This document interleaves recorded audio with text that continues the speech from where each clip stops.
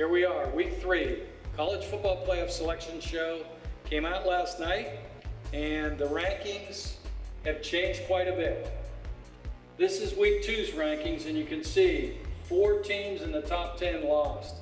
Baylor, Stanford, LSU, Utah. It's reflective in the new week 3 rankings that we've got a new top 10. Baylor did not drop too far, they stayed in the top 10. Stanford also stayed in the top 12. Utah drops to 13 and LSU down to 15. So for us, all that means is that we've got a lot still left on the board of teams playing one another. We talk about the Big 12. They're going to have their opportunity to move up in the top 4 here with the round robin they have with Oklahoma, Oklahoma State, and Baylor still being in the top 10 and playing one another. Notre Dame lost a little bit of an opportunity with Stanford ranked 7 last week, now ranked 11th. They've got to beat them to hopefully hold on to that top 4 position.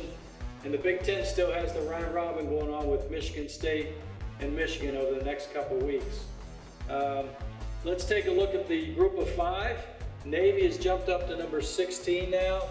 They play Houston in 2 weeks at Houston, and that's going to be a real indicator as to who the group of 5 champion representation goes to. Let's take a look now at the championship games. Now, other than the Big 12 and Notre Dame, there's no championship. So ACC, it's looking like Clemson and North Carolina. Pitt still has an opportunity if North Carolina falters. Florida State's ranked 14th, and they still have Florida to play. So that could be a big game for implications to the Chick-fil-A Peach Bowl. SEC Championship, there's still a possibility that Ole Miss could represent the SEC West if Alabama loses to Auburn. Alabama beats Auburn, they're in, they're going to play Florida, and LSU is still a possibility. They still have Ole Miss and Texas A&M to play. There's still a possibility for the Chick-fil-A Peach Bowl. Big 12, we mentioned earlier, they're playing their round robin. They still could find themselves in the Chick-fil-A Peach Bowl. The Big 10, we got the round robin in the East. More than likely, if Wisconsin beats Purdue this weekend, then they're in. They'll play someone from the East, Ohio State, Michigan State, or Michigan. Notre Dame is going to be in the mix as the independent. Pac-12, I don't see any way the Pac-12 gets to the Chick-fil-A Peach Bowl. Stanford, highest ranked. You now have Oregon and USC ranked 23rd and 24th for the Pac-12, and they're still playing each other to figure out who wins on that side of the Pac-12. More than likely to play Stanford. And then the American Athletic, the group of 5, you've got Navy still playing Tulsa, at Tulsa this weekend, and then they've got Houston in Houston the next weekend. South Florida with a big win over Temple last week.